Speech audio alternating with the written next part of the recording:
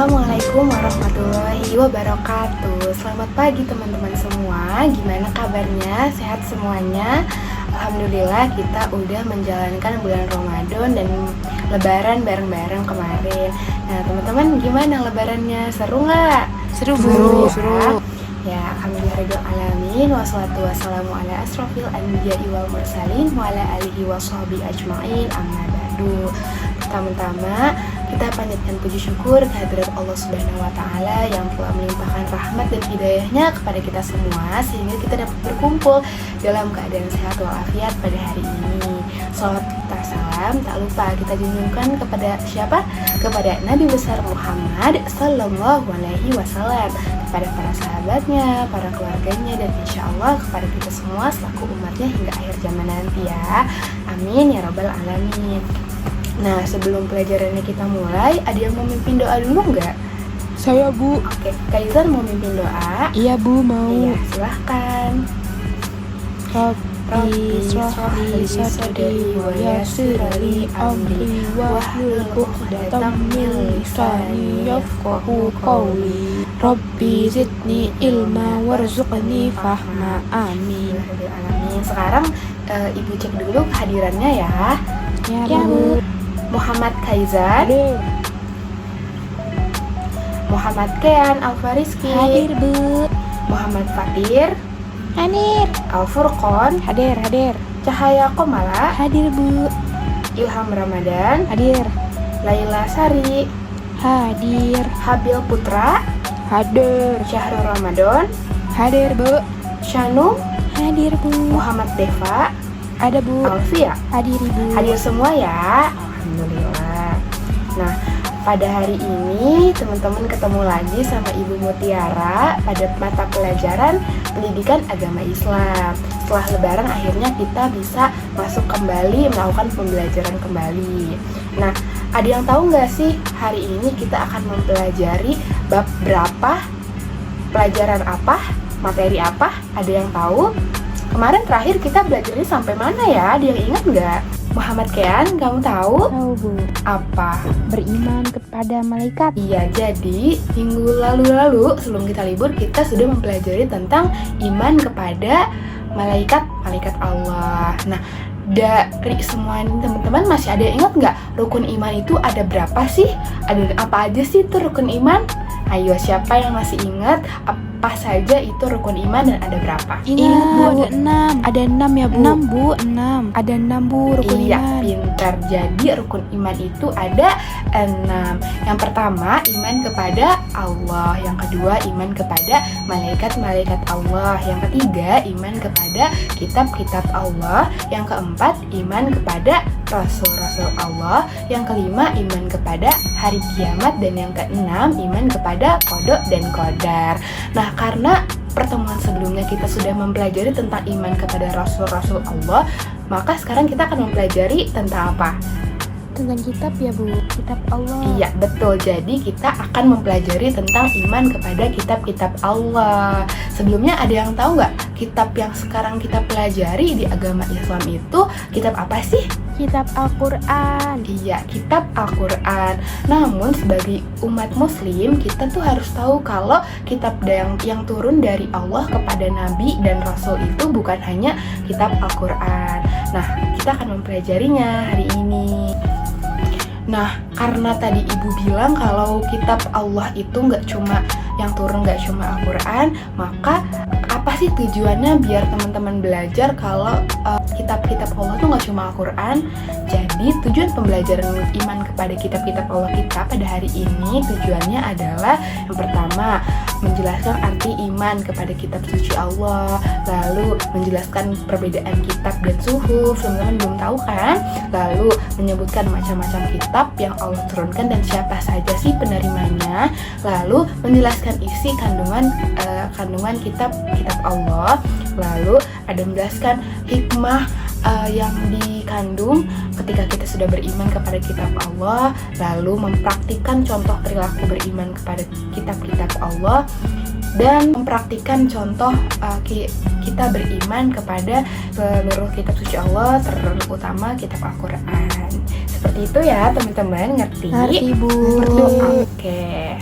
Nah, sebelum Ibu melanjutkan materi iman kepada kitab-kitab Allah hari ini, Ibu mau kalian bagi kelompok dulu, dibagi 4 kelompok, lalu kalian akan Ibu suruh untuk membaca materi yang ada di buku, lalu diskusikan bareng teman kelompoknya. Jadi kelompoknya mau pilih sendiri apa mau Ibu tentukan aja nih? Tentukan aja ya. Oke. Aku akan membagi 4 kelompok dan satu kelompok akan terdiri dari 3 orang. Nah, oke, kelompok 1 diinget-inget ya, dicatat. Muhammad Faizan, kelompok 2 Muhammad Yan, kelompok 3 Muhammad Fatir, kelompok 4 Al-Furqan. Oke. Lalu Cahaya kelompok 1, Ilham kelompok 2, Laila kelompok 3, Adil kelompok 4. Syahrul kelompok 1, Shanuk kelompok 2, Deva kelompok 3 dan Alfia kelompok 4. Oke, udah nyatet.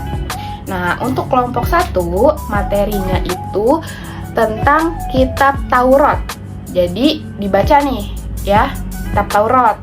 Yang kedua, kelompok 2 kitab Zabur, tentang kitab Zabur. Yang ketiga, kelompok 3 mempelajari tentang kitab Injil.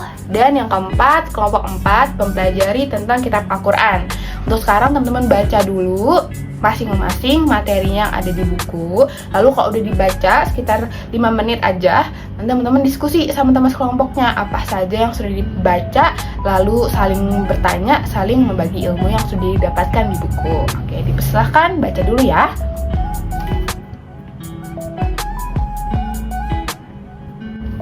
Gimana, ada kesulitan nggak pas kalian baca materinya di buku? Ada kesulitan nggak? Udah ngerti? Udah paham materinya? Paham, Bu, sedikit-sedikit. Bener nih. Bener, Bu. Oke, nggak apa-apa. Yang penting kalian udah mencoba membaca dulu selama 5 menit tadi. Udah didiskusikan juga ya sama teman-temannya?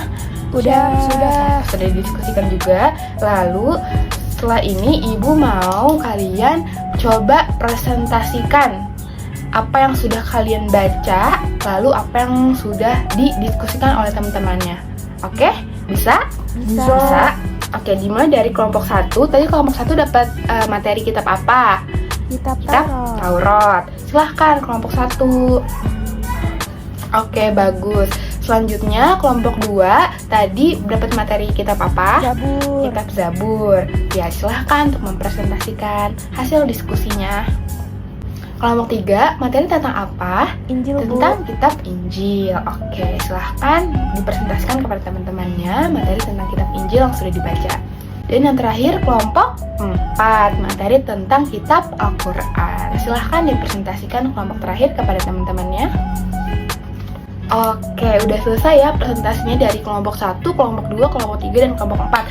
Alhamdulillah semuanya bagus-bagus. Padahal baru baca dari buku aja, baru baca sekitar 5 tadi sampai 10 menit ya.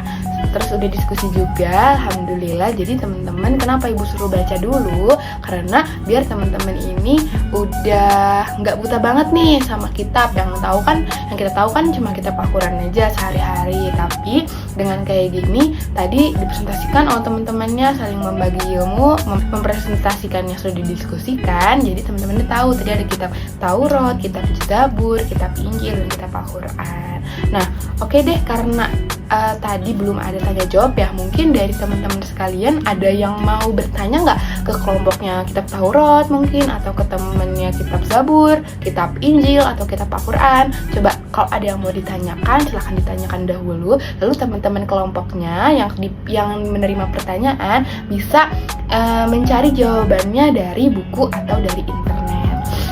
Nah, alhamdulillah tadi bagus-bagus banget pertanyaannya dan diskusinya oleh kelompok penanya, dan yang menjawabnya itu udah bagus banget ya, padahal Ibu belum menjelaskan. Itu baru ilmu yang kalian dapatkan dari buku.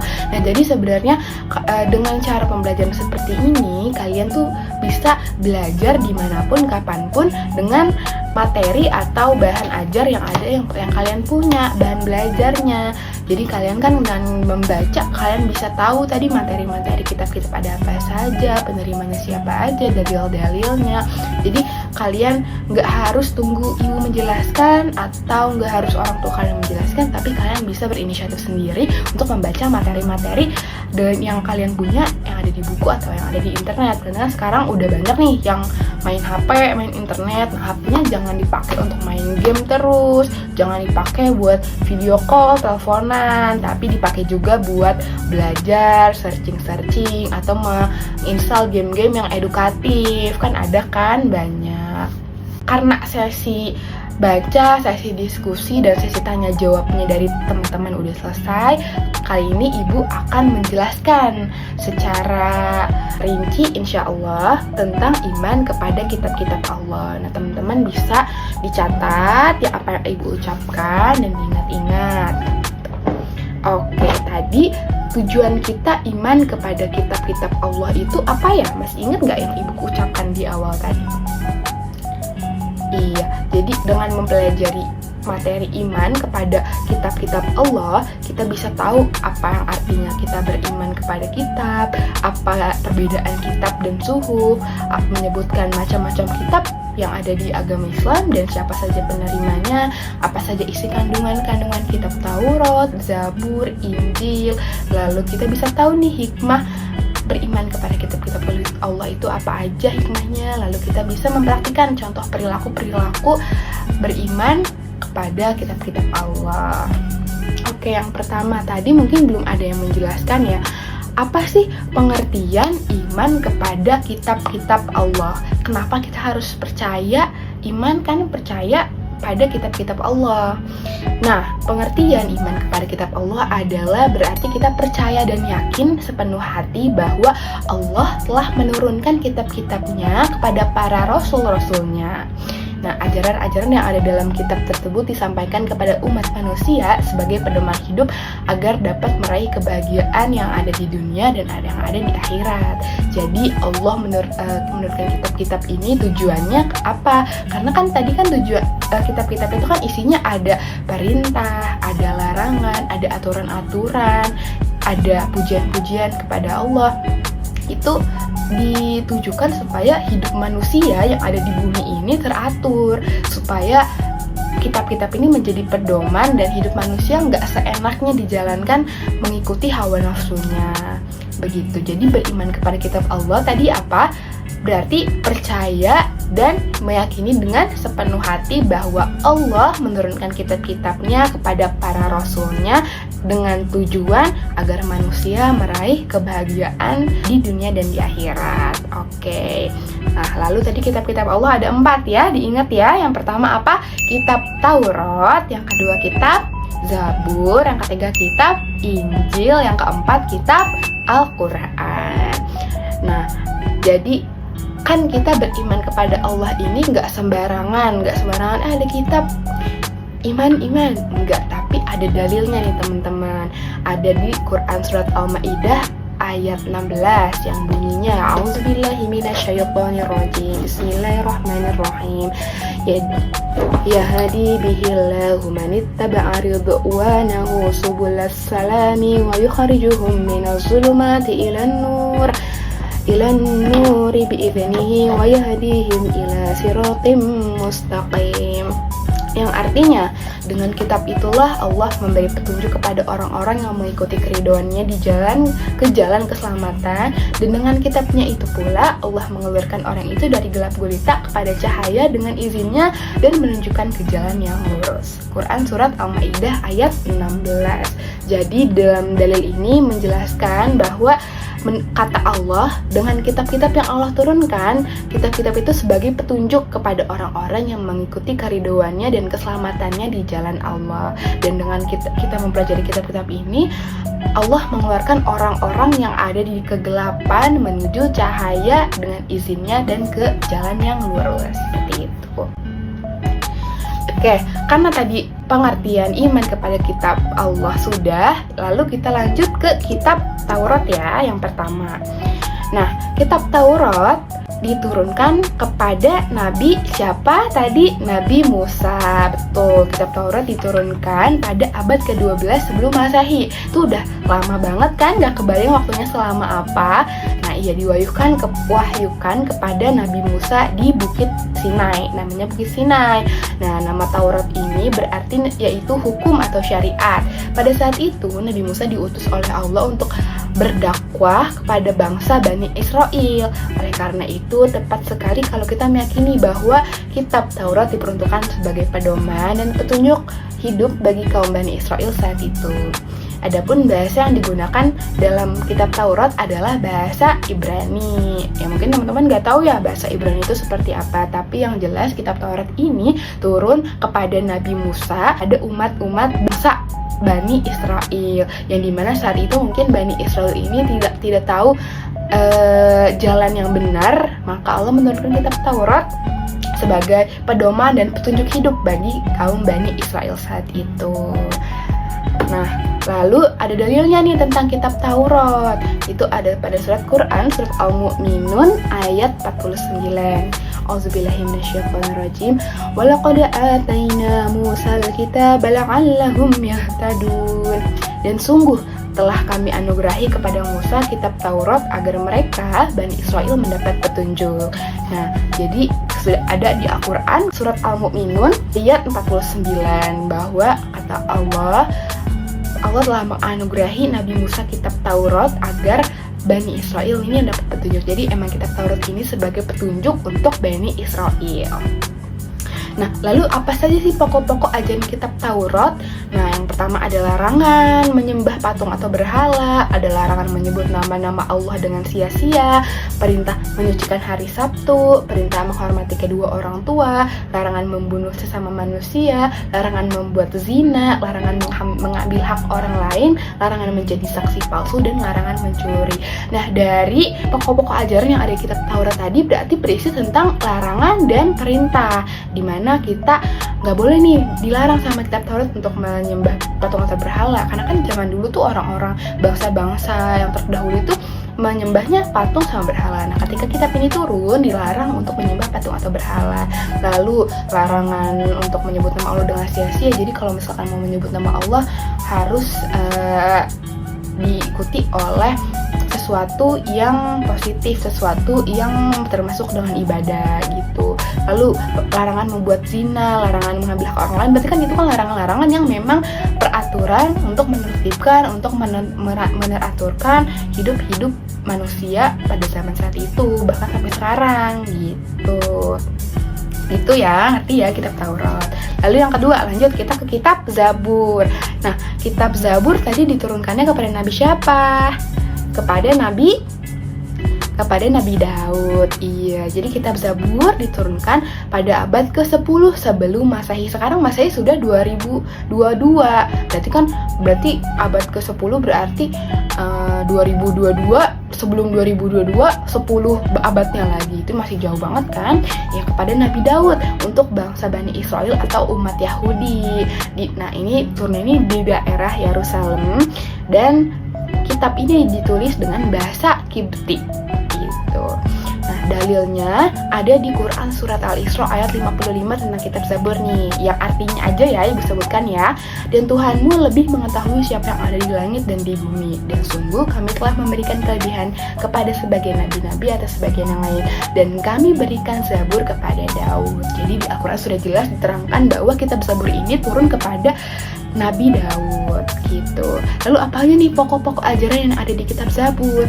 Nah, di kitab Zabur ini mengajarkan tentang ibadah, berisi sajak keagamaan, ada ratapan doa individu, ada ratapan doa jamaah, ada nyanyian untuk raja, nyanyian kebaktian untuk Tuhan, nyanyian syukur berupa syair atau nyanyian seperti puisi dan doa-doa. Jadi kitab Zabur ini isinya lebih ada improvisasinya gitu ya dari Allah.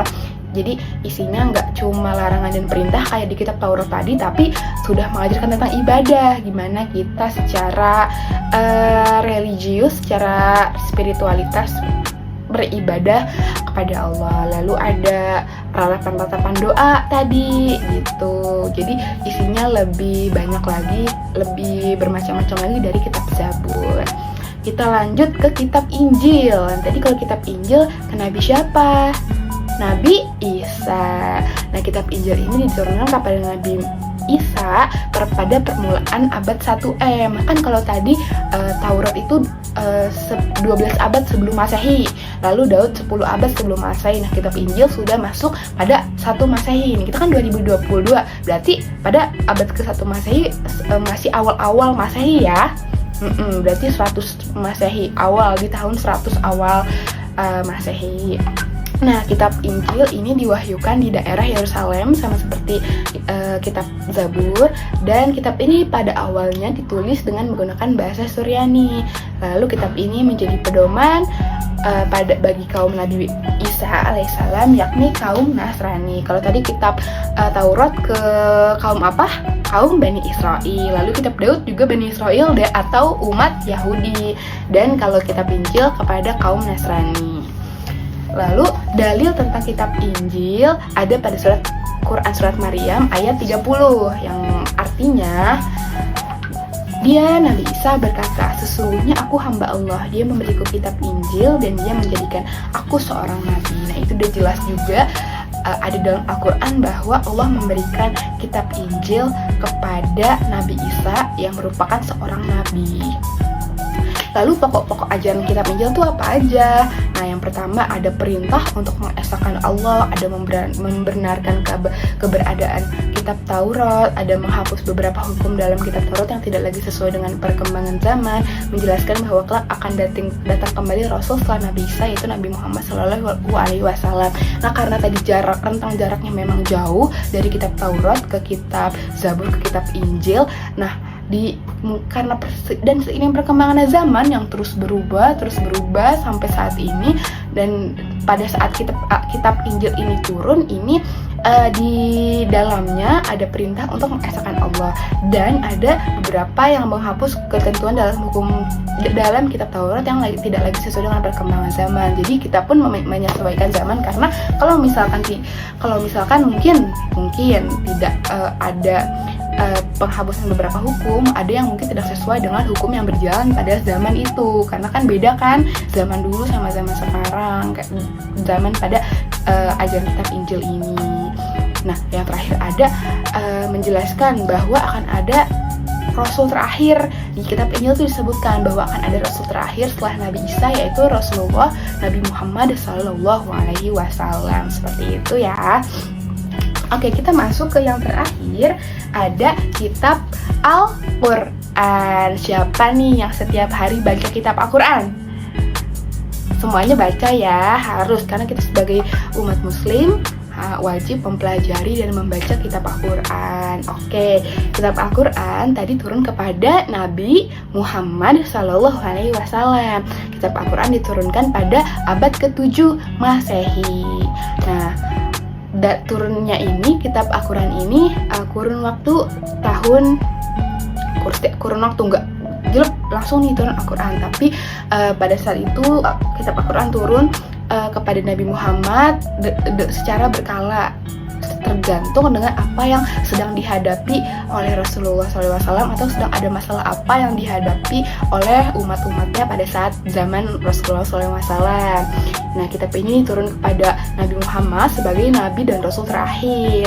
Kitab Al-Quran Suci diturunkan sebagai penyempurna dan membenarkan kitab-kitab sebelumnya. Jadi, Al-Quran ini yang terakhir dari keempat kitab tadi, dan Al-Quran ini udah paling benar, membenarkan semuanya, membenarkan kitab-kitab semuanya, udah nggak bisa dirubah lagi, dan isinya udah fix, udah paling benar hukumnya, nggak boleh diubah-ubah lagi sama manusia gitu. Nah, dalil tentang kitab Al-Quran tuh ada di surat Ali Imran ayat 3, yang artinya dia menurunkan kitab Al-Quran kepada Nabi Muhammad SAW yang mengandung kebenaran, membenarkan kitab-kitab sebelumnya, dan menurunkan Taurat dan Injil. Seperti itu. Nah, kalau misalkan tadi udah dijelaskan kan kitab-kitab Taurat, Zabur, Injil isinya apa aja, dan kalau isi kandungan Al-Quran apa aja nih yang teman-teman udah tahu. Ada larangan, ya, ada perintah, ada tata cara ibadah, ada masalah pemecahan masalah ya. Oke, jadi isi kandungan Al-Quran kalau disimpulkan itu ada yang pertama ada tauhid, yang kedua ada akhlak atau budi pekerti, yang ketiga ada ibadah, yang keempat ada muamalah, dan yang kelima ada sejarah. Jadi alhamdulillah di Al-Quran itu udah lengkap banget semua yang dibutuhkan sama manusia tentang ibadah, tentang hukum, tentang akhlak, bahkan muamalah dan sejarah-sejarah Nabi itu ada di Al-Quran semuanya. Kayak gitu. Dan Al-Quran ini sebagai kitab suci umat Islam yang sudah terjamin nih kemurniannya. Maksudnya sejak awal diturunkan sampai sekarang bacaan Al-Quran dari isinya tidak ada yang mengalami perubahan, baik perubahan maupun pengurangan. Sedangkan yang kitab-kitab sebelumnya yang ada sekarang sudah tidak muncul lagi. Maksudnya di kitab Injil mungkin yang dipercayai oleh agama lain itu banyak yang sudah diubah-ubah isinya oleh manusia. Kan harusnya kalau misalnya hukum itu kan kita jangan ubah-ubah ya, karena kan jadi tidak murni lagi isinya. Tapi kalau Al-Quran itu sudah terjamin kemurniannya, itu udah kata-kata yang Allah turunkan ke kita udah nggak boleh ada yang diubah, dikurangin, ditambahin, udah murni kayak gitu. Dalilnya ada surat Quran surat Al-Hijrah ayat 9. Sesungguhnya kamilah yang menurun Al-Quran dan kami pasti pula memeliharanya. Jadi tanpa kita tahu, mungkin tanpa kita sadari, Allah pun nggak membiarkan siapapun merusak Al-Quran, karena saat ini udah banyak nih hadis-hadis Al-Quran dan isi-isi dan tafsir-tafsirnya, sehingga kalaupun ada orang yang oknum jahat yang ingin merusak Al-Quran, ya kandungan itu akan tetap ada, karena banyak yang sudah hafal, banyak tafsirannya, banyak sekali dijaga dan dipelihara oleh umat Islam. Alhamdulillah. Lalu tadi kan kita sudah membahas nih kitab-kitab. Nah, sekarang ada yang tahu nggak perbedaan kitab dan suhuf tuh apa? Nah, jadi kalau kitab itu isinya lebih lengkap, lebih banyak tadi kan, lebih rinci, ada aturannya, larangannya, perintahnya. Lalu kalau misalnya di suhuf ada sebagian hukum yang nggak tercantum. Nah, suhuf itu lembaran-lembaran ya, kalau kalian belum tahu. Jadi lembaran-lembaran yang kalau kitab kan udah jelas nih buku bentuknya. Kalau suhuf itu lembaran-lembaran yang belum bersatu gitu. Lalu ada di suhuf itu ada sebagian hukum yang nggak tercantum tadi. Lalu bentuk kitab sudah dibukukan dan untuk lembaran-lembaran ini masih terpisah. Nah, kitab biasanya berlaku lebih lama, sedangkan kalau suhuf itu berlakunya hanya sebentar saja, sementara. Nah, terakhir ada hikmah. Kita udah mempelajari ya tadi ada kitab Injil, Zabur, Taurat, Al-Quran. Lalu apa sih hikmahnya kita beriman, kita percaya sama kitab-kitabnya Allah? Nah, dengan kita beriman kepada kitab-kitab Allah, itu memberikan petunjuk kepada manusia mana yang benar dan mana yang salah. Jadi dengan kita mempelajari kitab, kita tahu nih, oh di kitab ini kita dilarang loh kalau dilarang memakan daging babi misalnya. Kalau kita nggak baca kitab, kita nggak tahu kan. Nah, pedoman hikmah selanjutnya sebagai pedoman agar manusia tidak berselisih dalam menentukan kebenaran. Nah, nanti kalau kalian sudah besar, sudah mengerti tentang pembagian warisan, itu ada aturan yang ada di Al-Quran. Jadi di situ bisa mengikuti aturan Al-Quran supaya nggak berebutan tentang warisan atau hukum-hukum yang lain. Memberikan informasi sejarah kepada kehidupan orang-orang terdahulu. Jadi kan di Al-Quran ada sejarah nabi-nabi, rasul-rasul gitu. Lalu manusia menjadi tahu betapa besarnya perhatian dan kasih sayang Allah kepada para hamba dan makhluknya. Jadi dengan kitab, oh Allah tuh ngasih kita peraturan dan ngasih kita petunjuk tuh serinci ini ya. Allah tuh bahkan sampai ngasih di Al-Quran itu tentang warisan-warisan, bagaimana pernikahan itu Allah tentukan, bagaimana seorang perempuan itu ada idahnya. Bahkan Allah tuh serinci itu, Allah tuh seperhatian itu sama kehidupan manusia. Makanya kita sebagai manusia tuh jangan cuek, jangan acuh sama Al-Quran, jangan cuma dibaca aja, tapi coba untuk baca nih sedikit-sedikit tafsirnya atau artinya aja, supaya oh ternyata di Al-Quran ada ya, ternyata di Al-Quran tuh sudah ditentukan loh, karena Allah tuh pengen mempermudah kehidupan manusia gitu. Lalu manusia yang beriman dapat mengetahui dan membedakan yang tadi. Lalu hati manusia menjadi lebih tentram dan menambah ilmu pengetahuan sudah jelas.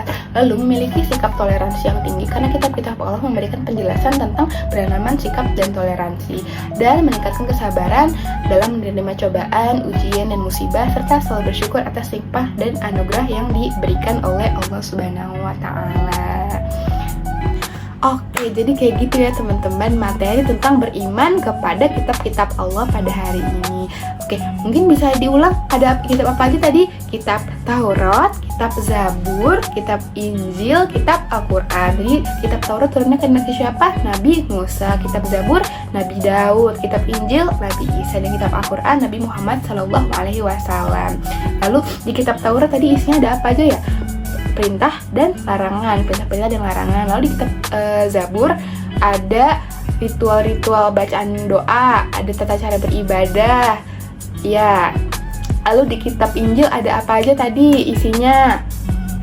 Perintah untuk mengesahkan Allah, membenarkan kitab Taurat, lalu menghapus beberapa hukum yang ada di kitab Taurat yang sudah tidak sesuai dengan zaman. Nah, kitab Al-Quran tadi isinya ada apa? Ada tauhid, akhlak, muamalat, ibadah, dan sejarah-sejarah. Nah, terus tadi setelah kita tahu, oh kita udah nambah ilmu lagi tentang kitab-kitab Allah, kitab Taurat, Injil, Zabur, dan Al-Quran. Hikmahnya apa aja ya yang bisa kalian tahu? Hikmahnya, setelah mempelajari ini kan tadi udah dijelaskan ya. Dengan mempelajari ini menjadi tahu nih mana yang benar, mana yang enggak. Kita jadi tahu hukum-hukum apa saja yang ada di kitab Allah, lalu memberikan petunjuk kepada kita mana yang benar, mana yang salah, lalu memberikan informasi sejarah kehidupan nabi-nabi zaman terdahulu. Lalu hati menjadi lebih tentram, menjadi menambah ilmu pengetahuan. Lalu kita menjadi lebih bertoleransi karena kitab Allah memberikan penjelasan tentang sikap toleransi, dan meningkatkan kesabaran dalam menerima ujian, cobaan, musibah, serta selalu bersyukur atas nikmat-nikmat Allah yang diberikan. Oke, mungkin setelah ini ada yang ingin bertanya tentang kitab-kitab semuanya yang tadi telah Ibu jelaskan. Ada yang mau bertanya? Saya mau nanya, Bu. Iya, Cahaya mau nanya, silahkan. Kenapa kitab Al-Quran itu dituruninnya nggak barengan seperti Taurat, Zabur, dan Injil, Bu? Oke, pertanyaan bagus oleh Cahaya. Nah, tadi sudah sempat Ibu singgung juga kenapa kitab Al-Quran ini kok turunnya nggak langsung aja sih satu kitab gitu. Kenapa nggak kayak kitab-kitab sama kayak Taurat, Zabur, Injil yang turun langsung, tapi kenapa turunnya tuh sedikit-sedikit secara berkala, nggak langsung semuanya. Nah, karena kitab Al-Quran ini merupakan kitab terakhir, kitab yang murni, kitab yang menyempurnakan kitab sebelumnya yang turun kepada Nabi Muhammad SAW. Nah, maka kitab ini diturunkan kepada Nabi Muhammad ketika pada zaman itu ada persoalan-persoalan yang belum bisa terpecahkan, atau ketika Nabi Muhammad sedang galau, sedang sedih. Nah, turunlah kitab Al-Quran, turunlah firman-firman Allah yang jangan bersedih, untuk menghibur Nabi Muhammad, lalu untuk memecahkan masalah. Misalkan ada umat yang sedang berdebat atau sedang mempermasalahkan suatu konflik, dan Nabi Muhammad pun bingung. Nah, lalu Allah menurunkan firman-firmannya untuk memberikan petunjuk kepada Nabi Muhammad SAW. Kayak gitu. Ngerti nggak maksudnya? Iya, sama-sama. Oke, ada yang mau nanya lagi?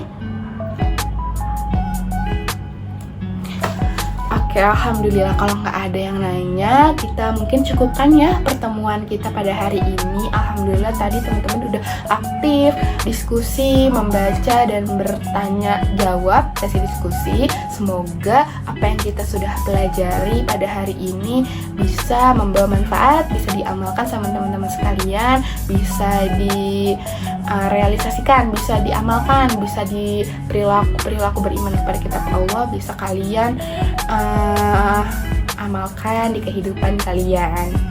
Nah, karena minggu depan kita ketemu lagi, Ibu mau ngasih tugas untuk pertemuan hari ini. Kalian boleh tulis kitab-kitab yang tadi sudah disebutkan, kami contoh kandungannya apa aja. Jadi tadi kan kitab Taurat ada larangan dan perintah. Coba kalian sebutin 1 atau 2 kalimat dicari di internet atau di buku tentang kitab-kitab 4 tadi. Kan tadi udah belajar 4 kitab, maka coba kalian cari kitab Taurat isinya salah satunya apa aja, kitab Zabur isinya salah satu apa aja, Injil, lalu Al-Quran. Karena Al-Quran udah banyak, tapi nggak apa-apa kalian coba cari apa aja salah satu kalimat atau firman yang ada di kitab-kitab tersebut. Oke, ngerti? Dikumpulin minggu depan ya. Ngerti Bu, oke Bu. Oke, alhamdulillah pembelajaran hari ini kita udah selesai. Terima kasih semuanya yang sudah hadir pada pertemuan kali ini. Mohon maaf kalau ada kesalahan. Nanti kalau kalian ada yang ingin ditanyakan, silahkan ditanyakan ke Ibu. Oke, kita tutup pembelajaran kita pada hari ini dengan membaca doa bersama. Subhanaka Allahumma wa bihamdika asyhadu an la ilaha illa anta astaghfiruka wa atubu ilaik. Wassalamualaikum warahmatullahi wabarakatuh.